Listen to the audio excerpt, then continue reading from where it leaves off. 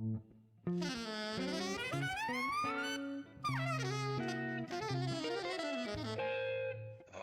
Jazz.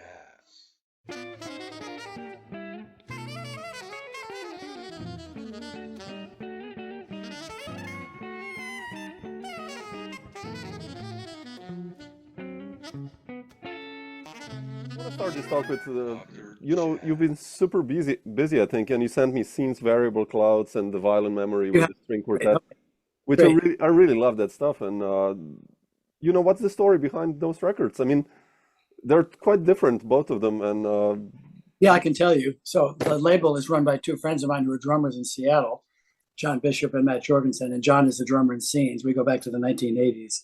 So we're old friends. And because I know the guys at the label, they're willing to listen to projects that I sent to them. So the rain painting and the violin memory CDs yeah, are really different from what I usually do because those took quite a while to put together. Normally, I have a project and we record for a day and we mix it and it's done. Those two took quite a while. So the violin memory one that you mentioned, my friend Dave Glenn and I recorded some duets with trombone and guitar. We've been friends for many years. He lives on the West Coast also now. And he also can orchestrate. So my idea was just for him to see if some of our little melodies would work with the string quartet. And he's got a really good resident string quartet that comes every summer to the town where he lives for a classical festival. So he said, I'll try. So he just wrote out the melodies, voice for string quartet, recorded them when they came to town, and then we put it together where I live in Portland, Oregon. That's where we recorded our duets. So that's that record. The rain painting one, I don't know if you've heard that one. yeah, you sent it to me, yeah. Yeah, that one took a year and a half. So that's my friend Dan Dean, who I didn't really know, but I knew of him. I didn't even realize he sang, and he sent me a project of him singing classical movements of classical pieces with overdub voices, and I realized what a great singer he was. You can also find that on the Origin Classical label. It's called Songs Without Words. So I said, Dan, I've got these little chord melodies. They're short, and based on what I heard you sing, you'd have no trouble singing these parts. Would you mind if I just come to your home studio and I'll just record my chord melodies and I'll give you the charts so you can see everything notated and Mm. to see how it sounded with voices. He said he'd agree to try. So he'd send me these songs as works in progress. And I thought it sounded terrific. So I said, just please keep going. He said, oh, I also scat. I said, great, let's set some courses for you to scat on. And so I would go up there and just record the melodies. He'd spent probably hundreds of hours somewhere in his home studio layering all his voices. Then we added backing bass and guitar tracks, solos, and that's not a real drummer, it's virtual drums that he pulled from his sound library. Wow. And some of those heads are mixed meter, so it took him hundreds of hours. But we didn't want it to sound like artifice. We wanted it to sound like a band having fun. I think we succeeded. Interesting. Wow. But Well, those two okay. projects were totally different from what I usually do. Yeah, Normally yeah, it's of course, yeah. normally it's in for a day. Hopefully some kind of a working band where you have some history together, like the group Scenes. We've been Yeah. together now for more than 20 years. They all live in Seattle, so I don't see them often, but we're old friends. Mm. You Yeah. know all about creating projects with friends. You've done many, many things too. Oh man, yeah. I've been doing quite a lot of stuff, yeah. I know you have. Yeah, yeah, yeah. I love it's not nice to document and record. I always when I go on the road, I try to record, it's just Yeah, me too. And maybe we don't sell so many these days, but just to be able to document our yeah, playing, exactly. check, see where we are. And it does Exactly. give us some credibility with airplane reviews, and we still sell a few. So Yeah, I yeah. think it is keep doing it. Yeah, exactly. I mean, nowadays the industry it's I'm quite puzzled, like I mean everyone is like, what the idea of an album is actually, or Yeah, but I that's know. why we do it just to, we write music, all of us, and like I said, document where you are. I mean, just And actually, older crowds, maybe you know this too, will still buy a CD once in a while. oh man, in Germany, you sell like 20 CDs per gig usually, You like can, you can. yeah, Yeah, I usually don't have that many, but I have certainly sold some to older crowds in the States too. yeah, If it's an old crowd, people will come up and buy them some. Not every gig, but certainly some, especially smaller venues where you yeah, can yeah, have some connection with the audience. yeah, definitely.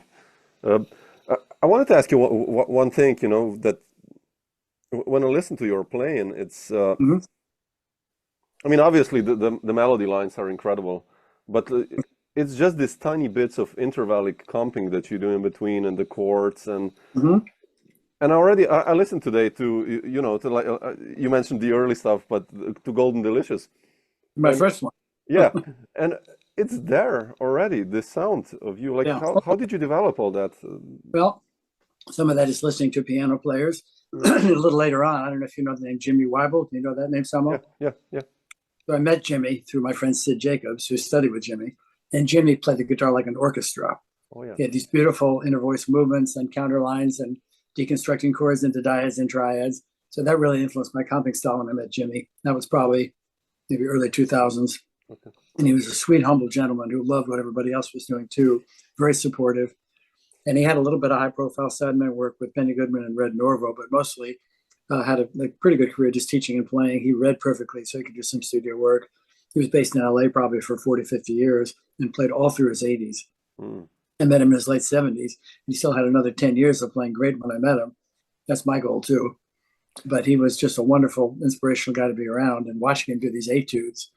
I have the etudes. I haven't really played through any of them, but I have them. And just watching him deconstruct chords kind of gave me a notion of how I could do it too. I mm, tell people just start with chords you know already and break them down into dyads, exactly. Yeah. simple voicings, and then you've got more possibilities for moving things around, inner voice movement, etc. So I think I took a little jump up in terms of my comping abilities, just being around Jimmy and watching him do this, Mm, and listening more to piano players and guitar players actually for ideas about how to comp. yeah. Yeah. So that's kind of where it came from. And it's, I'm in some areas I'm pretty well versed harmonically. In other areas I'm kind of lazy. So I haven't done lots of harmonized scales on different string sets. And I can't even tell you if I'm using a drop two or a drop three voicing. I'm sure I am sometimes. That doesn't matter. Yeah. What the name, but it's just yeah. I've done plenty of homework in terms of locating information on the neck and finding some shapes I like and sort of extrapolating out other shapes from those shapes. So I've done a fair amount of that homework. Yeah. And I could use some other areas I could do some work in, but I'm still working on it. We're all works in progress, aren't we? Yeah. I love comping. It's such a underrated thing, I think, in guitar playing. You know, Well, many guitarists just like play a burning solo and then it's like, yeah, okay. The yeah, comping is kind of like, yeah. yeah, but I agree. But I think if if you're doing any time, if you're putting in any time playing alone or in duo settings, and I've done a lot of both of those, maybe you have too. I hope we have a chance to collaborate too Oh, sometime. would love to, yeah. But basically, that's where you can really focus on comping because it's just you and somebody else. Very often, it's me without a bass, me and a singer, me and a horn player. Mm, With piano, you've got a little help, but I like all those settings. And so that really allows you to focus on some of the subtler elements of comping and developing a real rhythmic vocabulary when you comp, intentional use of space, motifs, all those things that piano players do. We can do a lot of that, not all, but certainly some. yeah, yeah, definitely. It, you're from New York, right, originally? Yeah, originally born in New York City, raised in Connecticut, about an hour north of the city, Oh, and because there wasn't much going on there, although there were some good players. So I was living in a place then about half an hour from New York with some friends and some little villages. I didn't want to be right in the city because I thought it would be more affordable to be up the river a little ways than it was. And I found a little piano bar in the village right next to the bitter end, which is still there. And I got friendly with a few of the piano players, so I used to go down and sit in for free 3 or 4 nights a week, just plug into the bass players' amps. So I was about 25 then, I guess. mm. I'd only been playing jazz for 4 or 5 years. I started out playing rock, and then I studied jazz with some good teachers in Connecticut.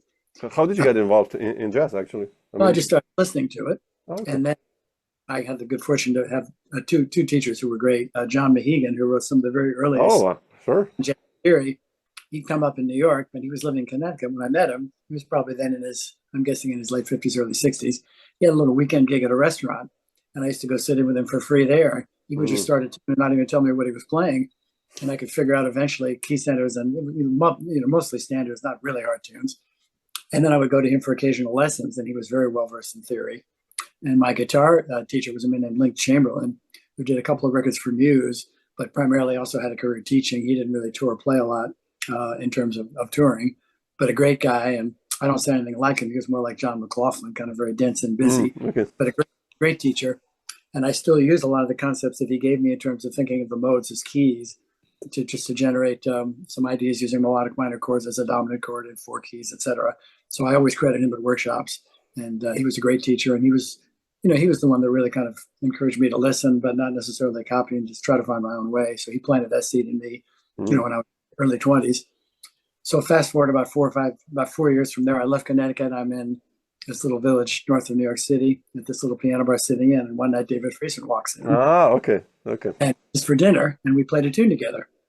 We became friends and started playing a bit there. He had driven across the country from Portland, Oregon. He'd already had some exposure on the road with Joe Henderson and Billy Harper, but hadn't worked a lot in New York and thought he would just see if he could create some contacts in New York. So we played some other times together while I was there. And then he decided he wanted to come back later in the year. And I said, I've got a little apartment with a spare bedroom. You're very welcome to stay, and you could be down in the city in half an hour and much easier to park your car. So he stayed with me twice more that same year, driving across the country. That's the kind of work ethic. So the third time he came across, he said, you want to come out to Oregon for a little visit? You can stay with me and we'll play some gigs. So I'd never been out to the Northwest. I had no idea what it was like, but he said, it's beautiful. And I said, sure. So we drove out together, and I ended up spending the whole summer there with him playing little gigs, playing more gigs than I'd ever done in my life, little places, but fun. So it felt like our musical relationship might go on for a while at that point. So I subletted my little place in New York. We did his first record together, which was with Paul McCandless and Steve Gadd. Yeah, this Stardance, right? I mean, Yeah, I'm that's such impressed. a nice record, man. You have done your homework. I mean, I have all these records, so in MP3s and impressed. everything. So, yeah. We did 4 or 5 on Intercity. So it felt like this relationship might go on for a while. So I had no idea how long I'd stay in Oregon. I was just getting started in New York, you know. So if you're in New York trying to get started, it probably makes sense to stay there. But my intuition told me just come on out to Oregon and see what happens. So that was my introduction to the road was with him. I never went back living full time in New York after that. I kept my place for a couple of years. So I've been out here, you know, mostly full time since 1976. Basically, if he hadn't walked into the little club that night, I'm sure I'd still be in New York. Interesting. But a door opened and I decided to walk through it. So that was my introduction to the road with him. And we toured for about 7 years together doing small things, driving up and down the West Coast, some international travel. And some interesting ones. We went to Russia with Paul Horn because Paul met David. In the 70s. Yeah, we went to Russia in '83 actually. How was that like? Man, Russia 83, that was... It was very interesting because, you know, our government, the US government and the Russian government obviously were at odds with the Cold War still. But the Russian people were fantastic. And you realize cultural exchange has nothing to do with the political climate. And we actually were invited into some people's apartments in Petersburg, and they took us around the city, and maybe at some risk to themselves. I don't know if we're being followed. But I met Igor Butman then, who was just a young, burning little alto player who's 21. And he's been the most famous jazz musician in Russia now for probably 30 years. But a great guy, very good player. So you realize that cultural exchange, and we were just as interested in their culture as they were in ours. But it was great. I've been back 4 other times since with a Russian and an Estonian. So I've been there 5 times. You know, and I just basically tell younger musicians, if you want to tour, just try to create a network of friends, and we help each other to teach and play together. So that's what I've done since. So David and I kind of wound down about 83 because we were just moving in different directions musically. But we're actually back playing again after about a 20-year break, and he's still playing.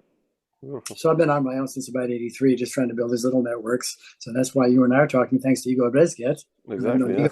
10 years. Greetings. So I'm always looking for new people to connect with and share contacts with, help each other, collaborate, play together. I'm sure you're doing the same thing. Yeah, exactly. Yeah. That's a nice thing about music, you know. Yeah. You can just... And especially the guitar world is kind of special because we're maybe the only instrument where we can play together. Yeah. No, it's a nice thing. I mean, that's the beauty of jazz and improvised music, right? You just plug in and it's like, man, magic happens, or it doesn't. Usually does. I mean, but usually it does. I mean, you can almost always find some common ground. Sometimes it's more challenging than other times. Exactly. But I also like that challenge of realizing I don't really play a lot like whoever I'm playing with. Let's somehow find some common ground to make a conversation. As you said, it's almost always possible. Yeah, definitely. I've never stopped a gig and say, I'm sorry, I can't play with you. That's never, I don't think it will. No, definitely. But John, I wanted to go back to Stardance. Sure. How was that record like? And especially those first two, because the people on those records are amazing. You know, Steve Gadd, and there's Bob Moses, and there's Ralph Towner. Yeah. And obviously the Oregon connection with Paul McCandless. And Paul, actually, I've seen again after probably 30 years. He's now living in Healdsburg, California, north of San Francisco.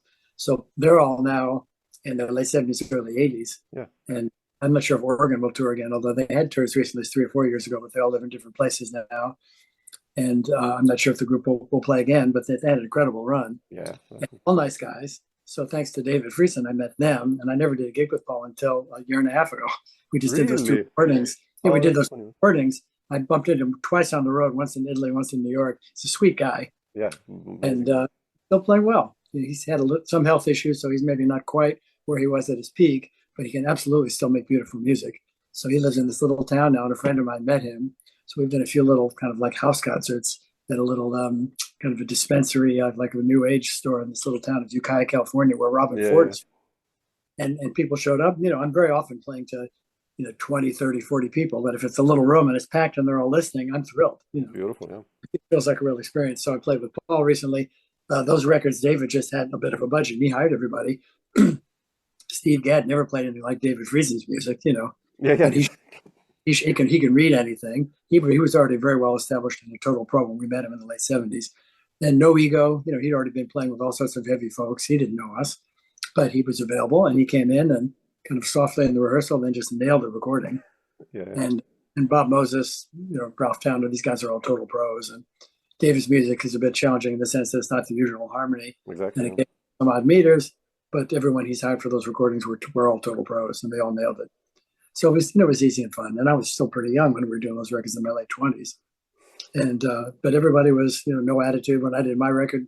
Here's Billy Hart and Yeah, what's the story about that record, Golden well, Delicious? that's interesting. So Irv Kratka was the man who had Inner City. He started with a pretty successful company. Was a precursor to Jamie Aebersold called Music Minus One, where you bought an LP that had a rhythm section with no solos, and that was doing pretty well. He was a jazz fan, so he started originally licensing some steeplechase records in the States, and then he thought he'd found his own label, so he founded Inner City. He was Yeah. looking for people to not like now. He was looking for people to sign. So David was on a record with Ted Curson, trumpet player who came up playing with Mingus and others. As Ted put a group together, and David was in that group for a while. Nick Brignola, Jim McNeely was in that group. Oh, beautiful. White, kind of an unusual combination of guys. So Irv was impressed with David. He offered David a contract, so that's how Stardance happened. And then next year, David was going to do Waterfall Rainbow. That's the record with Ralph Towner and Bob Moses. That's beautiful. Yeah. Nick McNola's on that too, playing flute, great Barry player. So I bumped into Irv Kratka on the street in New York. So I was back in New York that next summer from Oregon to do this record with David. And I said, "Hi, Irv, how are you? I'm looking forward to recording with David again." He said, "You want to do a record too?" I said, "Sure, I'll do a record." Not a clue what I do. No working band. No, not in New York. But I knew Jim McNeely and Mike Richmond already. We played a little bit together. Mike knew Billy from working, I think, with Stan Getz. Yeah. Claudio Roditi was a recommendation from another trumpeter who couldn't make it. Claudio knew Dom Romao. So that's how I got Claudio and Dom on the record. And Billy had already been playing with McCoy and Herbie Hancock. And, I think at that point he was probably in his late 30s. But he came and said, "Man, I'm not that quick. And I hope this is okay." I said, "Billy, you sound fantastic. Don't worry. I'm a young white newbie here. Everything's good." So we did a few rehearsals, did the record. And I think for a first record, it's not bad. Oh, it's a beautiful record, man. Also the tunes, the music, beautiful. Yeah. Jim wrote some challenging music. And David Friesen's on one tune that he wrote because I thought it'd be nice to include him. So for a first record, it's not bad. Yeah. Now, come on. It's what, 47 years old now, and it sounds really modern. I mean, 1977, it's not bad for where. And the guys were all very nice. It worked out okay. Yeah. When did you start writing music for, Well, let's say, that album? Like, I wrote a few for that record. Yeah. I can tell you I've been really lax with my composing of late. I stopped writing for a long time. Then I wrote a little more, a couple of tunes in the, I guess, early 90s. Then I had a little stretch I was composing a bit 5-6 years ago. I haven't written anything since. And I hardly play any of my own music these days. But maybe I'll get back to it again. I mean, I like to write, but I'm not compelled to write. Some guys say write every day and throw most of it away. How about you? Do you compose often? When I have a project in mind, like let's say I would know you're coming and we would do something, then I would write 6 tunes. Well, and I would learn them happily and do them with you. But that's the idea how I write, I love writing, but now it's just like with so many things in life, it's just hard to sit down. You need a reason to write. Yeah, exactly. I need a project, yeah. Yeah. Well, depending on scheduling, we can stay in touch about this. Here's how I operate with friends, Samo. Zero obligation or pressure ever. So I just say, "I'm coming." And then you can say, "Let's do something," or you can say, "I'm busy." And either one's fine. Yeah, exactly. So, I think I'll be around again. I usually go over there. I just got back. I was over there for 2 months. and a little bit of work in your area. But even if I'm not working in Slovenia, I can get on a train or plane and meet someplace Oh, we anywhere. we have a guest room in here. You Oh, can fantastic. easily stay here for free in the wine country. So Thank you. Well, I'm an easy guest, and I love no, to teach and play with my friends. Maybe we could, let's just, as we get a little closer, maybe check yeah, in again when you know your schedule for the fall. yeah, But definitely. it'd be sort of my tentative plan again to be over there for a couple of months. It might be a little. I don't think it'll be more than 2 months because that's a while to be away. Yeah, it is. It is. Probably it would certainly be whatever I can put together. I start with one date and then just see how many people say yes.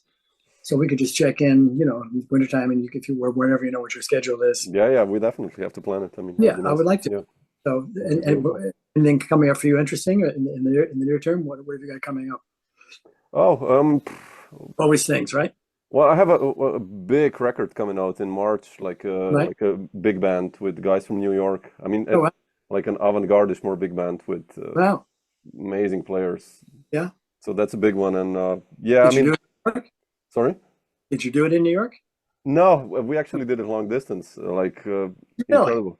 I've never Wow. done that, but it's like, with all these guys you probably know, like from Bob Moses to Ned Rottenberg to amazing trumpet players like Dave Ballou and Ron Harton and like I know almost all those names. I'm sure they're all great. Liberty Alman on guitar as well. And like, I just know a little bit of his work. He's pretty interesting, right? oh man, like, he's played with Henry Threadgill all the time. So he has like, kind of like you, like comping wise, like his completely own style. And Okay. which I love, it's beautiful to listen. It's like, man, a lot of counterpoint, and I certainly know his name. I should check him out, right? you should definitely check him out. It's like Okay. Is he fantastic player. in New York?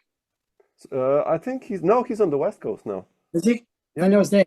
And I go up and down the West Coast all the time in my car. Maybe our paths will cross out here. yeah, yeah. I don't know where. I think he's in San Francisco Area? or Okay. LA. Check. I'm in LA less often. I'm in the Bay Area twice a year, but I'll keep an eye open for you. Yeah, yeah. He's beautiful, man. He's such a nice Okay. player. So Okay. yeah, I'll check him trying to keep out. busy, and I teach a lot. I love teaching, so that's my primary. I like it too. Well, if you'd like to do a little workshop together for your students, that's also something that we might Yeah, be. it would be beautiful. Yeah, definitely. I enjoy doing those too. So Yeah. Uh, I wanted to go back to your music also. Like, you have a strong connection with Dave Liebman, I think, at least what uh, I've heard. And there's one peculiar record that Petite Fleur are right. out. I mean, in So a that, positive way. Like, what's the story behind there? well, that was his idea. Well, I'll give you a little bit of our history. I've never done a gig with him, but I met Really? him Okay. when I was studying with my teacher, Link Chamberlain. They played some little gigs together. That's how I met Dave when I was first starting out playing jazz. And our paths would occasionally cross on the road, but we'd never done a gig. So then about maybe 10, 12 years ago, I picked up a guitar at a friend's shop, a luthier in Northern California, and he just put up his phone and did a little video of me playing this new guitar. And as busy as Dave is, for some reason, he saw this video, and I hadn't talked to him in years. He said, "You sound great in the new video, a real original." So I wrote him back, "Thanks, Dave. Gee, I hope we can play sometime." Thinking, no way is he going to answer. He's way too busy. I think he's still halfway busy, but at the time he was on the road constantly. Yeah. So he replied, "Yeah, let's play." So the little wheel started turning in my head. What could I do? I don't think I can really afford to hire a band for a recording or a concert, but maybe there's a way we can do something in duo, because I know he likes to play in duo. Yeah. He's done Richie Byrek and Mark Copeland and others, Vic Joris. So I said, "Would you consider doing a record together, just the two of us?" He said, yes. Hmm. So at the time, we were actually on one other record together in '98 called the Banff Sessions. He and I were teaching up in Banff, which is a learning center in Alberta and Western Canada. And they've got a recording studio there that they use to train engineers. And if you're part of the jazz program that happens in the summer, you can sign up for free time to Oh, wow. record That's with beautiful. one of the student engineers, either faculty or students. I was talking to Don Thompson, great Canadian bass player, Yeah, yeah, of course. played with Jim Hall and others. Yeah. And Don told me about this studio. He said, "Let's record." Dave was standing right next to us. He said, "I'll come too." So we picked a time. Don and I showed, this is '98. We picked a time. Don and I showed up. No Dave. I figured he got busy. So Don and I started recording, and Dave shows up in the middle. So that's the first record I actually did on Origin, called the Banff Sessions. Oh man, I And have to find this Dave's one. 3 tunes. It's a nice one. So Don sounds great. And we're just playing tunes. We had no time to rehearse, but they both sound terrific. So fast forward maybe another 10 years or so, and that's when this conversation with Dave started about doing a duo project. So we've done, actually, in addition to the Banff Sessions, we've done 2 for Origin. First one was called Blue Rose. Yeah, I heard that one. Yeah. And in that case, we both just brought tunes. Dave was living in rural Pennsylvania at the time in Stroudsburg, where a bunch of jazz musicians like to live. Phil Woods had lived there. Keith Jarrett's nearby. So it's a place that some jazz musicians like to live. And the studio's great. It's in the middle of nowhere, and he's used it for years. Red Rock. And Kent is a great engineer, and he and Dave have been friends for 30 years. They've done a million projects. So super comfortable, easy to record. So we just both brought tunes for Blue Rose. And I liked the way it came out, and so did Dave. So I thought, let me see if I can hire him again. Send him an email. He said, yes, I'll do it again. Let's do Sidney Bechet. I said, Sidney Bechet? To myself. I mean, that's like asking, someone who sounds like Don Bass to do an Albert Ayler record, Exactly. Or the opposite, maybe. Yeah. I think the reason it happened, I didn't ask him this, but a friend had sent him a book of Bechet transcriptions, and I think Dave liked the transcriptions. Oh. So he found 10 Sidney Bechet tunes, and we also did Summertime, because Bechet had a hit with Summertime in 1938, which I found out from Dave. And the tunes are actually like very well constructed standards. I like them. So I was curious as to how Dave would approach a Bechet tune. And he, I think without trying to copy Bechet with that kind of wide vibrato that everybody used then, but he was playing much more inside, and the tunes kind of dictated that. And so we did it all in a day like we usually do. And I overdubbed a bit of fretless guitar on the West Coast to double some of the melodies, but it was all mostly done live in the studio with a one fretted baritone and one concert pitch guitar that I own. And we did it in one day, just like the first record, the Blue Rose record, same studio.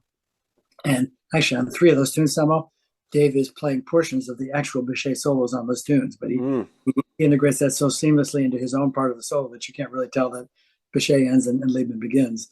But I think on Summertime, Creole Blues, maybe one other one, he's playing the actual Bechet, not the whole solo, but portions of Bechet solos, and they sound fantastic to me. Yeah. I mean, Dave on soprano, Yeah, he really is. He did the whole history, of course. Yeah, and Dave, he's intense, but if you do your homework with him, everything's fine. So for both really relaxed, everything was fun and easy. I'd love to do a gig with him, but I'm not sure if it'll ever happen. But I'm sure maybe I'll hire him for one more record. Kind of expensive, although he gave me a special rate. But if I do it on Origin, I'm paying for the production costs, so I go way in the hole to make these records. But they let me do it in installments. So to record with Dave Liebman, maybe I'll do another one with him. We'll see. Yeah, beautiful. Maybe with the rhythm section this time. Yeah, maybe. Would be cool. That would be another $2,000 to the bill I'm already paying. But yeah, man, I know, I hear you. Yeah, well, the big band. I don't know, how did you swing that? Did you get a grant? Did you get a grant for that, or how did you do that? Oh, it was just because it was long distance, and during COVID, like everyone had time They to wanted do it. Wow. So, it was free playing basically, like sending out 2-minute improv. So and everyone had the same common point.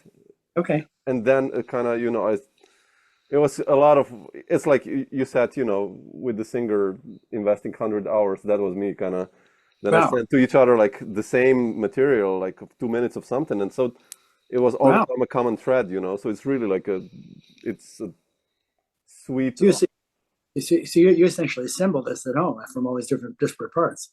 Yeah. I look forward to hearing this. That sounds really interesting. I'll send it to you. I'll send you the link. Please. Yeah. I would love to hear it. It's quite interesting. I mean, it's like a meditation, but like a free improv meditation going in the groove, and so many players responded. So otherwise, it's impossible to do that. It's like 25 musicians. That's paying scale for everybody probably costs you $10,000. That's like bankruptcy. I mean, and everyone should be paid for their time, but in this case, absolutely, I mean, we all had to do something to keep from losing our minds during COVID. And I tried to do as much of that as I could too online. If you wanted to try a little virtual collaboration just for fun before I see you, let's talk about that. If you have a little hole in your schedule where one of us could record something with a click or not. Yeah, I would love to. Yeah, I don't have a home studio here, but I have 2 friends with good home studios with multiple cameras. So, let's just check in whenever you have a little hole in your schedule. I'll make enough to check in a couple of months. If you have some downtime, you have some downtime occasionally? Yeah, I mean, I'm also, my daughter is 2 years old now. So, I bring her to the kindergarten at 8 usually. So then I'm free until 11 every morning. So then that's when I practice and do stuff. And so, would be amazing. Yeah, we could potentially, maybe I'll just check in with you in a month or 2 just to see if you have some time when we might be able to. Yeah. We wouldn't have to do it live, obviously. We could. I think it'd be fun to try something live, but I'm thinking maybe do both. I love doing all of this stuff. I've done 2 records. Bruce Saunders? I do know Bruce. I haven't seen him in years, but I've done a long distance with Bruce. Like, I'll send you a link. Yeah. It's amazing. It's like you would not know it's recording long distance. So Well, and you can do it pretty well. Now, I've done a bunch of these two collaborations with friends in different countries. Yeah. In some cases, it's recording with a click and then the other person adding their part, but you can make it work pretty well. Oh, it's crazy. It Yeah. works. But of course, it's the live interaction for me. It's always like to see the person, and Of course.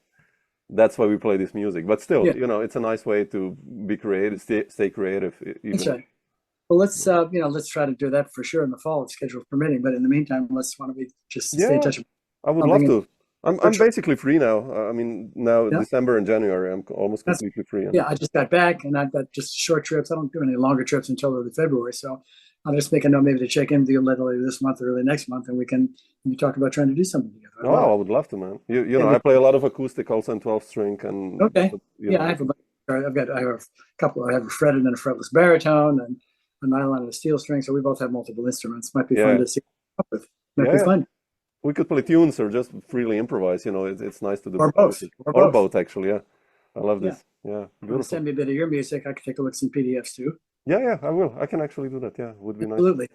nice to So do. is a big band, do you have your own label or is someone else putting this out for you? Yeah, I mean, I've been doing records now on like labels like Clean Feet, and did one for Steeplechase, Okay. Oh, Steeplechase. Great. and not Ah, too. But now, like the last 15 years, I also been running my own label at the same time okay. because I do so much stuff that I just want to put it out. And I hear you. You don't have to wait nowadays, till labels they, don't pay anymore. That's the I know. problem. So You might it's as well do it yourself if you have the ability to put it out. yeah, You're not waiting for someone else to say yes. You just decide to do it. yeah, exactly. So, and I keep the masters and I keep the rights and everything. So That's and with Bandcamp, it's fantastic nowadays. Like yeah, to widen your community and yeah, through YouTube and everything. So it's yeah. I think it all helps. I mean, yeah, very often if I go to a workshop now, people say that they have seen some of my stuff on YouTube, and I think it does help with the small venues I play in terms of attendance. You might have an extra 10, 15 people walking in the door because they've seen you on YouTube, but it does help. it does help. Yeah, It definitely. does, indeed. So there's some venues where you're playing near where you live. No, I mean you've been in my hometown, Maribor, but here Oh it's yeah, like it's nothing here. Here it's really like it's a great little town though. I love it. I spent about 5 days with Ego. We've known each other for about 10 years, but oh we really? got to know each other a little better this time. And I'm assuming I don't know if you know Matthias. Daka, do you know Matthias? He teaches at the Oh yeah, conservatory yeah, down. sure. I know Matthias. Yeah, yeah, we played together some. Great guy. So we've done a little work together now too, and I really like him. I saw him this trip also. Yeah, And I yeah. It's think like I mean I mostly play in Austria and Germany if I do gigs, right, because sure, it's close and there's more there. there's they pay actually good money when you're on Yeah, the road, and yeah, hotel and dinner, the usual chisel. And yeah, yeah. so When that great. if I Okay. go out nowadays with our young daughter, then I kind of want to have a reason to leave home like Of for a couple of course. days. Just Yeah. You don't take any long trips because she's so young. You want to be there for her. yeah, exactly. Otherwise, if people come here, I love playing just to Yeah. play, but just to leave home, you know how it is to be on the road. No, I do. But with a young family, you want to be there for them. Yeah, yeah. So I'm kind of, but yeah. I don't know. Do you know my friend Marco Čepek? Do you know Marco? He's over in. Yeah. Sure. You've done He some and I, stuff together, right? yeah, he and I've done one record together. And we've been friends for 10 years, so we have different quartet records. And the one quartet record, we've done a bunch of duos. Marco plays well, and he's a sweet guy. Yeah, he's a nice guy. Yeah, he Yeah. is. We have a group with a Italian bass player who lives over by Udine, Simone Serafini. Do you know Yeah, sure. Simona, sure. I know him. Yeah, we play together too. So, and I did a little bit this time with Filippo Iraci, who's in Udine. You know Filippo? No, Filippo, I don't know. He plays well too. So Huh. we probably have lots of other mutual friends, I'm sure. Oh man, it's a small jazz world. You start It is. talking about people who it's like, oh shit, I played with him. I did the record with him. It's like, Exactly. And we contacts and try to help each other. yeah, absolutely, yeah. I mean, That certainly goes both ways. If you're traveling someplace, sounds like you're pretty well connected when you're going someplace. But if I can be of any help to you, I hope you let me know. oh man, I love to come to the West Coast one day. It's just You're such an excited. nature-wise, I love nature, so it's The Northwest actually is pretty stunning. You would I love it. know, like Vancouver, that's my dream, the Vancouver Island one day, and that's part and I'd recommend it. It's not that far from here, actually. So you could do a little trip. yeah, And the flights, once you get over here, the flights up and down the West Coast is nothing more than 3 or 4 hours by plane. yeah, So it's a bit of a trek to get here from there. But you can do it, from Frankfurt, you can do it in 2 flights. yeah, And, exactly, yeah, and then you're on the West Coast, and then it's easy after once you get out here. And it's yeah, 9 hours. You gain 9 hours. So yeah. you're invited in the future. Come out and see us. Thanks so